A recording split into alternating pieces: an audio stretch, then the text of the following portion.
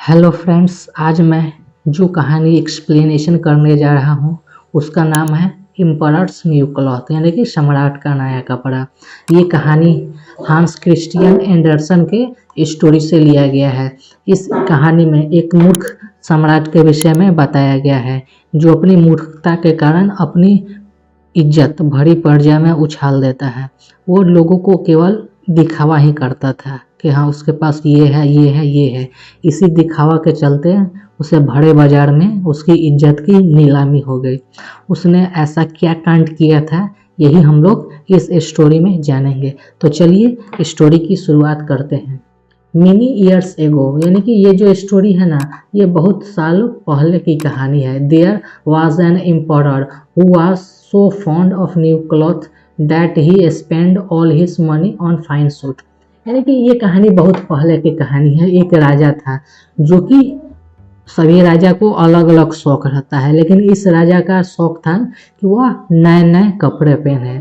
इसी शौक को पूरा करने के लिए वो अपना क्या करता था, वो अपना स्पेंड यानी कि वो अपने धन का व्यय करता था नए नए कपड़े पहनने के लिए। उनको सूट काफ़ी ज़्यादा पसंद था, जिस कारण से वो सूट बनाने पर ज़्यादा अपने खजाना खर्च करता था। He had a different suit for each hour of the day। यानी कि उस राजा के पास इतना सारा सूट हो गया था कि वो प्रत्येक घंटा पहनने के लिए एक नया सूट बनवाता था। यानी कि हर एक घंटा वो नया नया सूट पहनता था, घंटे के अनुसार वो अपना सूट को बदलता था। One day, two swindlers calling themselves weavers come to the emperor's court। एक दिन दो ठग जो अपने आप को वीवर्स यानी कि बुनकर कहते थे, वह उस सम्राट के दरबार में आया। They said that they knew how to weave the most beautiful cloth. वो सम्राट के दरबार में आया और आने के बाद वो बोलता है कि हाँ महाराज, मेरे को पता है कि कैसे सबसे खूबसूरत कपड़ों को बुना जाए। यानी कि उन कपड़ों को बुनने के लिए उनके पास पर्याप्त जानकारी है और वो काफ़ी एक्सपीरियंस है। The cloth they said would have a magical feature. उन्होंने इसी के साथ वे अपनी बड़ाई में ये कहें कि वे जो क्लॉथ जो बिनते हैं ना, तैयार करते हैं, उन कपड़ों के पास अपना एक मैजिकल फीचर यानी कि एक जादुई खूबी उन कपड़ों में रहता है। It would be invisible to anyone who was a fool or unfit for the post he held. वो ये बताते हैं कि वे इस प्रकार के कपड़े बुनते हैं जो कि अदृश्य होते हैं प्रत्येक कोई के लिए। यानी कि जो व्यक्ति मूर्ख और अपने पद के लिए अयोग्य होते हैं वे उन कपड़ों को नहीं देख सकते हैं। यानी कि वो अपने बड़ाई में ये बोले कि महाराज, मैं इस प्रकार के कपड़े बिनता हूँ कि जादुई खूबी वो कपड़ा रखता है। ये जो कपड़े उन्हीं लोगों को दिखलाई नहीं पड़ता जो कि मूर्ख होते हैं या अपने पद के लिए अयोग्य होते हैं, जो बिना मतलब के अपने पोस्ट को पकड़े रहते हैं। The emperor thought, had I such a suit I might at once find out who is my kingdom are full or unfit for the post they held। तब राजा यह सोचते हैं कि मेरे को भी एक ऐसे कपड़े की सूट की आवश्यकता है। मैं इस सूट से शायद यह पता कर सकता हूँ कि जो मेरे साम्राज्य में मूर्ख व्यक्ति हैं या मेरे राज्य में वैसे व्यक्ति जो कि पोस्ट के लिए अयोग्य है, मैं उसे आसानी से पकड़ सकता हूँ कि हाँ कौन कौन मेरे राज्य में मूर्ख है या कौन कौन मेरे राज्य में बिना मतलब के नौकरी में लगे हुए हैं जो कि वो उन पोस्ट के लिए अयोग्य है। At he gave large sum of money to the weavers so that they might बिंग देयर वर्क एट वंस। यानी कि इस झांसे में आकर राजा अपने मनी का एक बड़ा हिस्सा उन वीवर्स को दे देता है, जिससे वे अपने काम को ठीक ढंग से एक ही बार में पूरा कर सके। The weavers set up two looms and pretend to work hard through in reality they did nothing at all. जब वीवर्स को महाराज द्वारा पैसे मिल गए तब वे दो करघों का एक सेट यानी कि जोड़ा मंगाए और वे लोग प्रिटेंड और वे नाटक करने लगे कि हाँ वे लोग काफ़ी तेजी से कार्य कर रहे हैं। इन रियलिटी, लेकिन वास्तव में वे डिड नथिंग एट ऑल, लेकिन वे कुछ भी नहीं कर रहे थे। They asked for the most delicate silk and the purest gold thread. अब जब वे लोग काम का नाटक करने लगे तब इसके बाद वे फरमाइश करते हैं, उनको नाजुक सिल्क चाहिए, यानी कि काफ़ी उम्दा किस्म के रेशम चाहिए, और उनको सोने का शुद्धतम धागा चाहिए जो कि काफ़ी प्योर हो, यानी कि वे सिल्क और गोल्ड थ्रेड का बहुत ही हाई क्वालिटी की डिमांड करते हैं जिनसे वे सूट को बीन सके। They put this into their bags and then return to work at the empty loop until late in the night. जब उनको सिल्क और गोल्ड थ्रेड मिल गए तब वे उन लोगों ने उन्हें अपने बैग में रख लिया और नाटक करने लगे कि हाँ कि वे काम कर रहे हैं, जो कि अपने खाली लूम पर वे रात भर नाटक करते रहे कि हाँ कि वे लोग काम कर रहे हैं। आफ्टर अ फ्यू डेज, अब ये नाटक करते करते कुछ दिन बीत गए। The emperor wanted to know how the weavers were getting on with the cloth. तब ये राजा ये जानना चाहते थे कि जो बुनकर है ना वे उनके लिए किस प्रकार के कपड़े को बिन रहे हैं। So he send a faithful old officer to the hall where the weavers were working. So इसलिए राजा अपने विश्वास पात्र पुराने कर्मचारी को वीवर्स जहाँ पर बुनकर काम कर रहे होते हैं उस हॉल में भेजते हैं, ये पता लगाने के लिए कि जो है ना वो काम किस ढंग से कर रहे हैं। The old man could see nothing on the loom. तब ये बूढ़ा ऑफिसर देखने के लिए जाता है तब उसे करघे पर कुछ भी दिखलाई नहीं पड़ता है। However he did not say this aloud because he did not want to appear a fool or unfit for his post. हालांकि वे जो ओल्ड ऑफिसर है ना वो कुछ नहीं कहे, क्योंकि वे उनको पता है कि वे नहीं चाहते कि वे लोगों को दिखाए कि वे मूर्ख है या अपने पोस्ट के लिए अनफिट यानी कि अयोग्य है। So he pretended to be pleased with the design and colour. इसलिए वे नाटक किए कि हाँ कि ये जो कपड़े के जो डिज़ाइन है ना वो काफ़ी सुंदर है और देखने में सुहावना और रंगीन लग रहा है, यानी कि वे भी नाटक करना स्टार्ट कर दिए। इंडीड, इसके बदले में your majesty he said to the emperor when he return the cloth is extraordinary magnificent. यानी कि इसके बदले में वे तो नहीं दिखाना चाहते थे कि हाँ वे मूर्ख है या अपने पोस्ट के लिए अयोग्य है।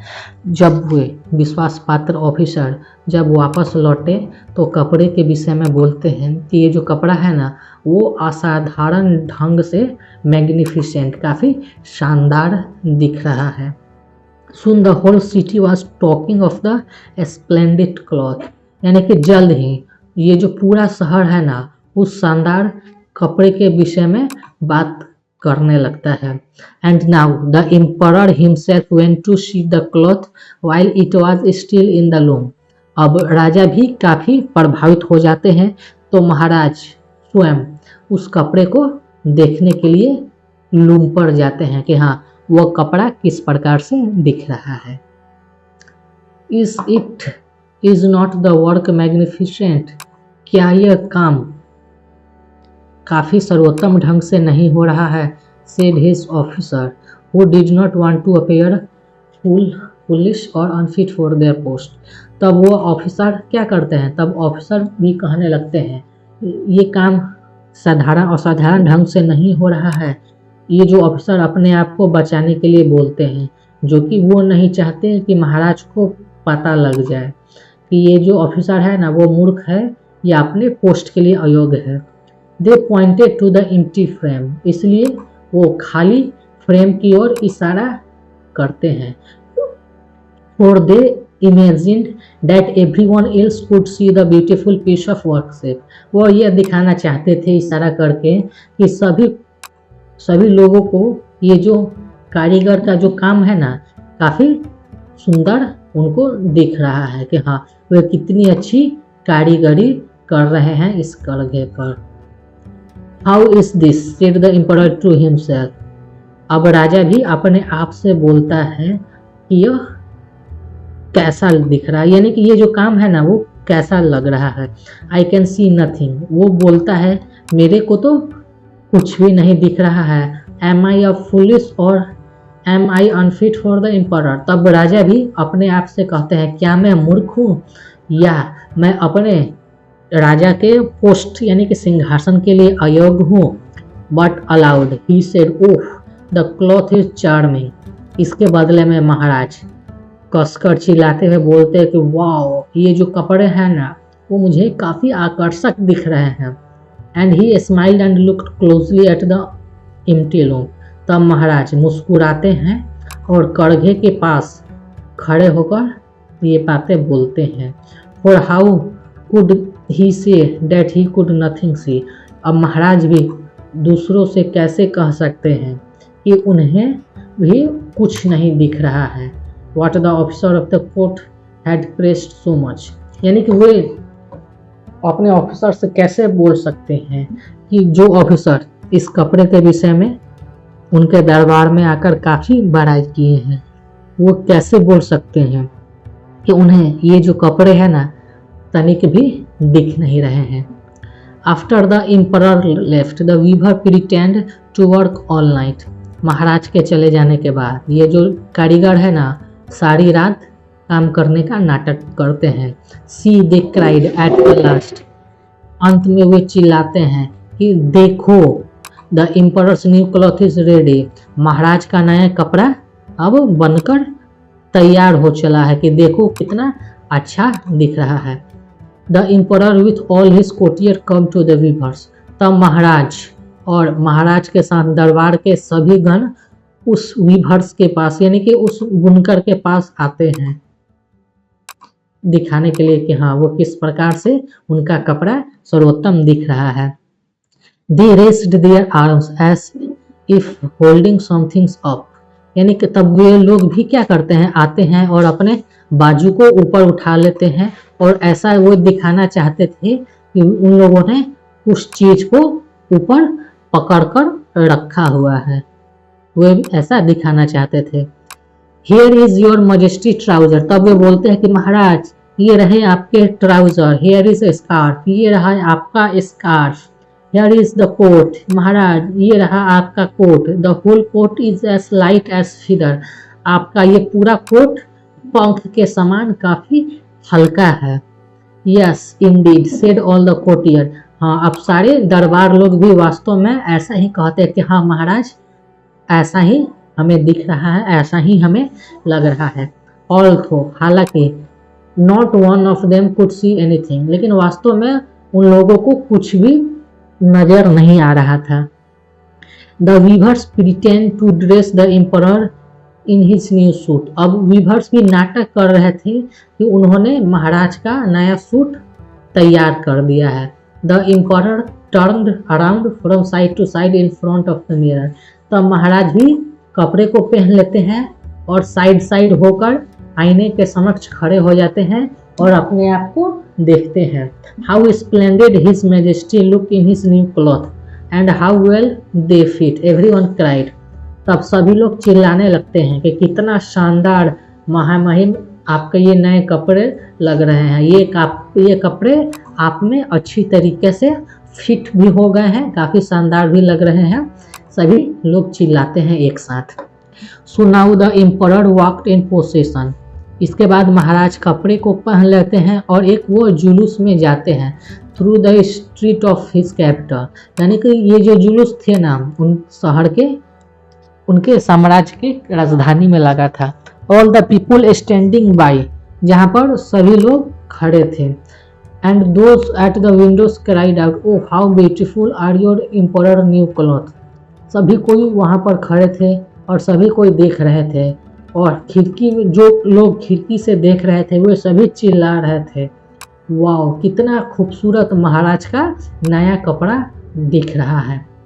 No one would say that he could not see these mud admired cloth। लेकिन सभी कोई ये दिखाना चाहते थे कि उनको दिख रहा है, लेकिन कोई भी यह दर्शाना नहीं चाहता था कि उनको कुछ भी नहीं दिख रहा था। केवल वे लोग महाराज के कपड़े की ही प्रशंसा कर रहे थे कि हाँ, उनको कपड़े काफ़ी शानदार दिख रहे हैं। No one wanted to be seen as a fool or unfit for his office. प्रत्येक कोई ये जताना नहीं चाह रहे थे कि वे मूर्ख है या महाराज के दरबार में काम करने के लिए अयोग्य है। यानी कि कोई भी उन्हें नहीं दर्शाना चाहता था कि वे काम करने के लिए अयोग्य है। Suddenly a little child cried. तब अचानक एक छोटा बच्चा चिल्लाने लगता है। But the emperor has nothing on at all. तब वे बोलता है कि महाराज ने कोई कपड़े ही नहीं पहना है, उनके शरीर पर कुछ भी नहीं है। ये बच्चा चिल्लाता है और ये लंगटा महाराज। Listen to the child exclaimed his father and what the child had said was whispered from one another. तब ये बातें क्या करते हैं, ये बातें बच्चे द्वारा कहे जाते हैं और उनके फादर भी क्या करते हैं, उनके फादर भी खुशी से चिल्लाने लगते हैं, नहीं नहीं ये बालक झूठ बोल रहा है। और ये बालक द्वारा यानी कि ये बच्चे द्वारा कहे गए बात को सभी कोई एक दूसरे से फुसफुसाने लगते हैं कि हाँ सही में इस बच्चे को नहीं दिख रहा है तो हमें भी नहीं दिख रहा है, शायद महाराज ने कोई कपड़े ही नहीं पहने हैं। But he has nothing on at all cried out all the people at last. तब अंत में सभी लोग ये चिल्लाने लगते हैं कि महाराज ने कुछ भी नहीं पहने हैं। ये बातें सभी कोई सुर में सुर मिलाकर चिल्लाने लगते हैं। The emperor was angry and upset. तब महाराज भी लोगों के बातों को सुनकर नाराज और गुस्से हो जाते हैं। और he knew that people were right. वे भी जानते थे कि ये जो लोग हैं ना, ये लोग भी सही है और ये जो लोग जो चिल्ला रहे हैं ना, उनका बात भी सच है कि उन्होंने कुछ भी नहीं पहना है। तो ये रहा एम्परर न्यू क्लॉथ का एक्सप्लेनेशन। आशा करता हूँ आपको ये मेरी एक्सप्लेनेशन वीडियो पसंद आई होगी। इस वीडियो का क्वेश्चन आंसर लास्ट में है, यानी कि इस वीडियो का क्वेश्चन आंसर अब मैं स्टार्टिंग करने जा रहा हूँ। अगर आपको मेरी एक्सप्लेनेशन पसंद आई तो आप इसे अपने फ्रेंड के साथ शेयर करें। कोई सुझाव हो तो एक कमेंट कर दे। अगर आप नए हैं तो चैनल को सब्सक्राइब करें। अब चलिए इसके क्वेश्चन आंसर के ऊपर हम लोग चलते हैं। The emperor was fond of new cloth. महाराज को नए कपड़े काफ़ी ज़्यादा प्रिय थे। टू स्विंडलर्स यानी कि दो चोर, दो ठग आते हैं जो अपने आप को वीवर्स बुनकर कहते हैं।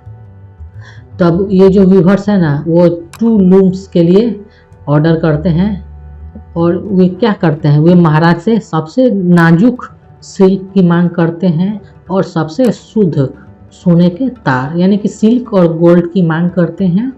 वे ये दिखाना चाहते थे कि ये जो कपड़े हैं ना, वो इनविजिबल है और दृश्य है।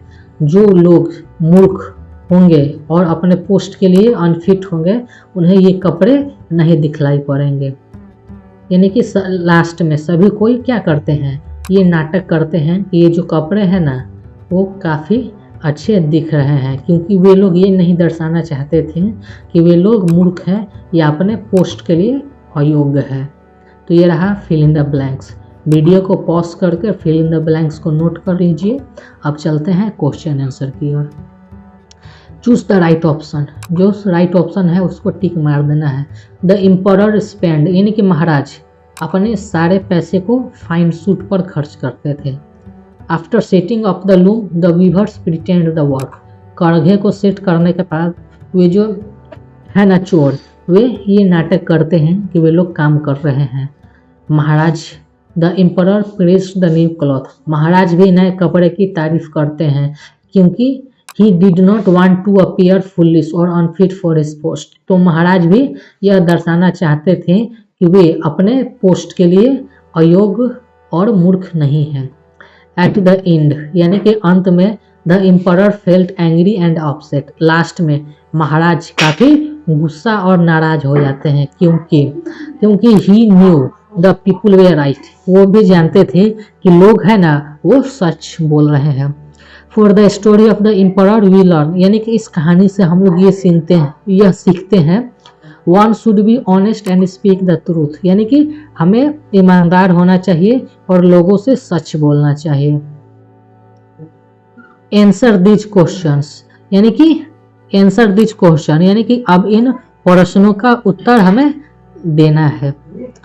What did the emperor like, महाराज को क्या पसंद था? तो आंसर हो जाएगा the emperor like fine suits, महाराज को अच्छे सूट पसंद थे। Who come to the emperor court, यानी कि दरबार में कौन आया? तो इसका आंसर हो जाएगा two swindlers came to the emperor court, दो ठग दरबार में आते हैं। Third number, what was the special about the cloth the weavers we are going to make, यानी कि जो बुनकर जो कपड़े जो बिनने वाले थे उनके विषय में स्पेशल क्या था? इसका आंसर हो जाएगा it would be invisible to anyone who was fool और अनफिट फॉर देयर पोस्ट, यानी कि ये जो कपड़े हैं ना ये अदृश्य कपड़े हो जाएंगे, जो मूर्ख होगा ये अपने पोस्ट के लिए अयोग्य होगा। थर्ड नंबर हो गया, 3 गो मारा गया है। Fourth number, what did the weavers do with the silk and gold thread, यानी कि ये जो बुनकर थे ना वो रेशम और सोने के धागों के साथ वे लोग क्या करते थे? आंसर हो जाएगा they put on their bags, वे उनको अपने बैग में रख लेते थे। And then pretend to work, और बाद में काम करने का वे नाटक करते थे। 5 number, why did everyone praise the cloth even though they could not see it, यानी कि सभी कोई कपड़े की प्रशंसा कर रहे थे हालांकि उन्हें कोई नहीं दिख रहा था। इसका कारण क्या था?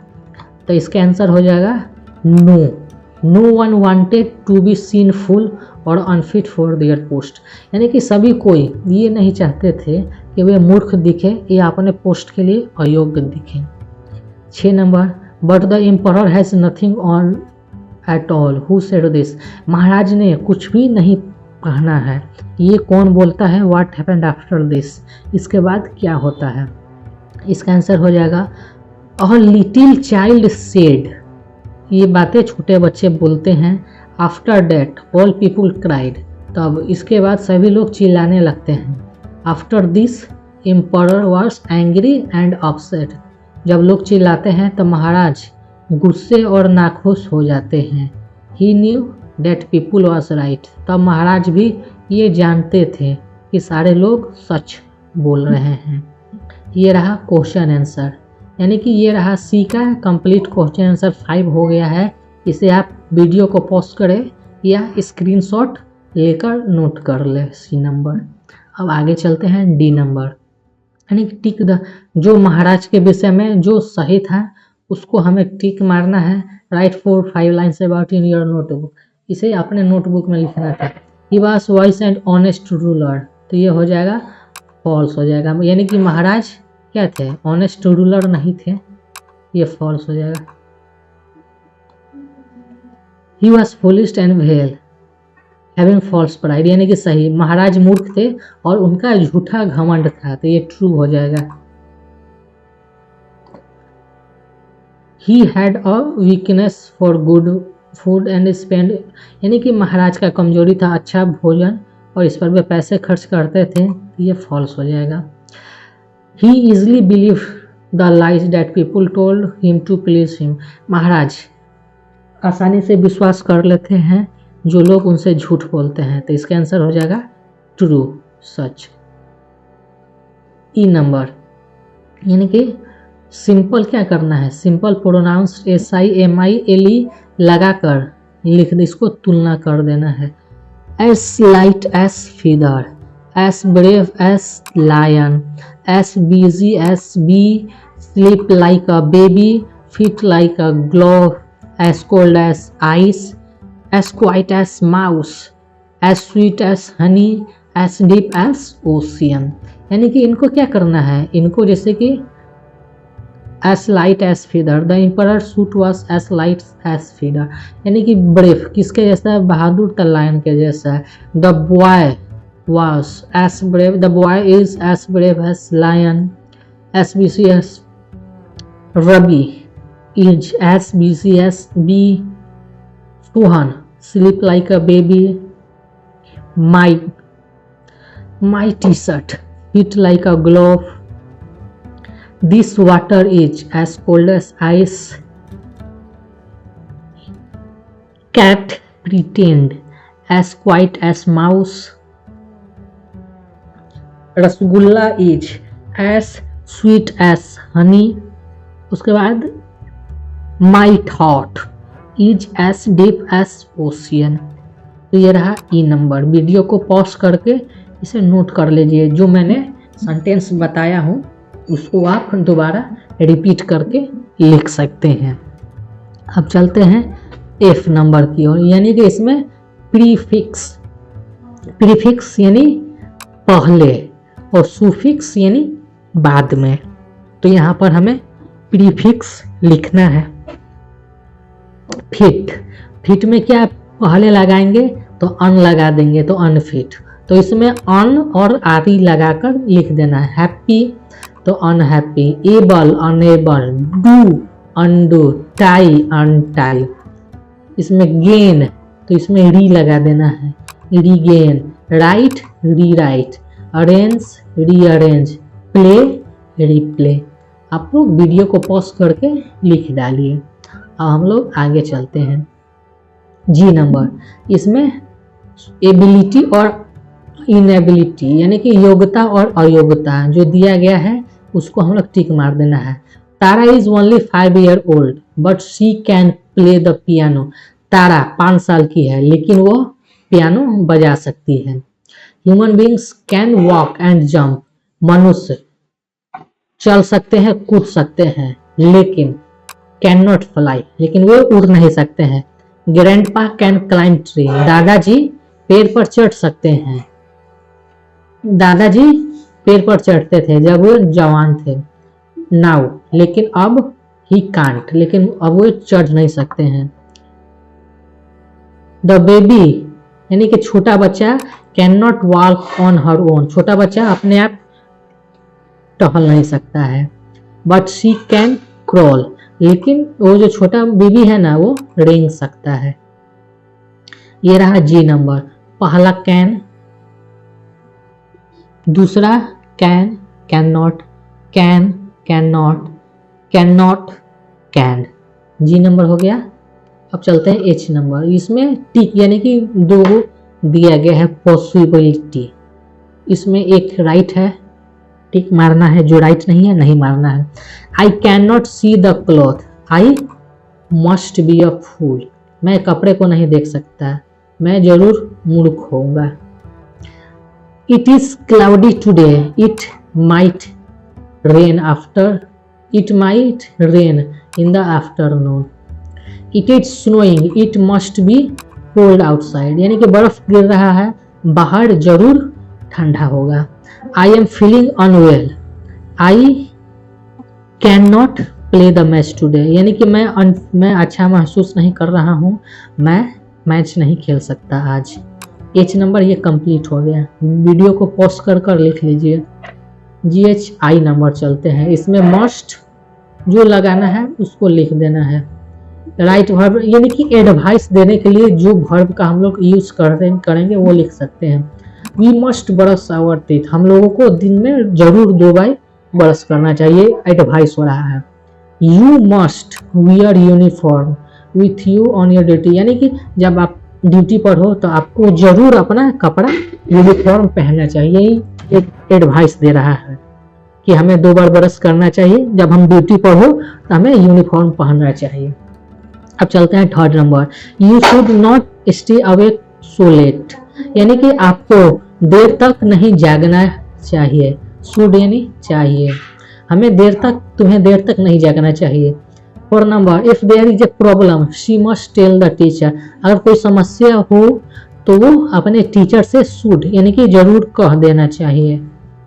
ये रहा आई number. Must, 1 number 2 number must, 3 number 4 number should. GHI के बाद जे नंबर, यानी कि यहाँ पर कुछ परमिशन के लिए वर्ब दिया गया है। May I go for early today, I am tired, क्या मैं जल्द घर जा सकता हूँ। कैन सकना, can you get me some water, क्या तुम मेरे लिए पानी ला सकते हो। You may sit down now, अब तुम्हें शायद बैठ जाना चाहिए। Meena asked may I submit my notebooks. Meena बोलती है क्या मैं अपना नोटबुक सबमिट कर सकती हूँ। ये जो वर्ब दिए गए हैं ना ये सारे मॉडल वर्ब है। May, can, should, must, may not, ये सारे के सारे मॉडल वर्ब है। यानी कि can, could, may, should, must ये मॉडल वर्ब है।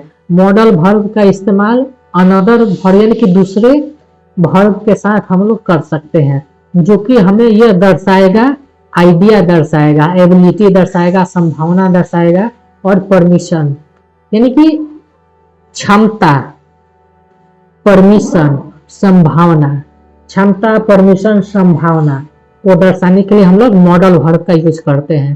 तो ये रहा जे number.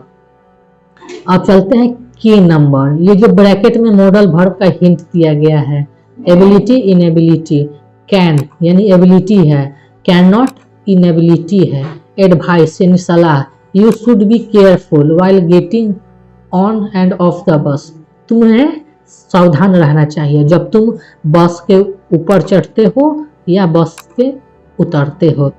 It is so hot यानी कि यह बहुत ज़्यादा गर्म है। You must drink plenty of water, तुम्हें नेसेसरी यानी कि आवश्यकता है पर्याप्त पानी का। अब चलते हैं परमिशन यानी आज्ञा। The principal said you must go back to your seat now. अब प्रिंसिपल बोलते हैं कि तुम्हें अब अपने सीट पर जाकर बैठ जाना चाहिए। मस्ट यानी जरूर जाकर बैठ जाना चाहिए। अब पॉसिबिलिटी यानी संभावना। I have lot of work today यानी कि मेरे को आज ढेर काम करना है। I could reach home late, इस कारण से शायद मैं घर लेट पहुंच सकता हूँ। संभावना है घर लेट पहुंचने का, तो कुड लग गया वहां पर। 6 number, the pencil may be in my bag, I don't take it out. शायद ये जो पेंसिल है ना, सर्टनली कभी कभी यानी कि ये जो पेंसिल है ना शायद मेरे बैग में है लेकिन मैं इसे नहीं निकाला हूँ। सर्टनली यानी कि कभी कभार जो होता है ना वो हो जाएगा, मे हो जाएगा इसमें। तो 1 नंबर में कैन, कैन नॉट हो जाएगा, 2 नंबर शुड हो जाएगा, 3 नंबर मस्ट हो जाएगा, 4 नंबर मस्ट हो जाएगा, 5 नंबर कुड हो जाएगा, 6 नंबर मे हो जाएगा। अब चलते हैं एल नंबर यानी कि इसमें क्या दिया गया है, एक लेडीज एक जेंट्स का ये जो ड्रेस दिया गया है इसको हमें लिखना है। ये हो जाएगा हमारा ईयर कप हो जाएगा, ये स्कार्फ, ये लेडीज का जैकेट हो जाएगा, ये मोजे हो जाएंगे, सॉक्स हो जाएगा, ये ग्लव्स हो जाएंगे लेडीज का। अब चलते हैं जेंट्स का, बॉय का, ये हैट हो जाएगा, ये गोगल्स चश्मा हो जाएगा, ये टी शर्ट हो जाएगा, ये बरमूडा यानी हाफ पैंट। जो हाफ पैंट थोड़ा ठेंगना से थोड़ा ज़्यादा बड़ा रहता है वो बरमूडा हो जाएगा। और ये स्लीपर्स यानी कि इस लड़के के चप्पल हो जाएंगे। यानी कि इस ड्रेस को हम लोग ठंडी में यूज करते हैं और इस ड्रेस का उपयोग हम लोग गर्मी के दिन में यूज करते हैं। J L number.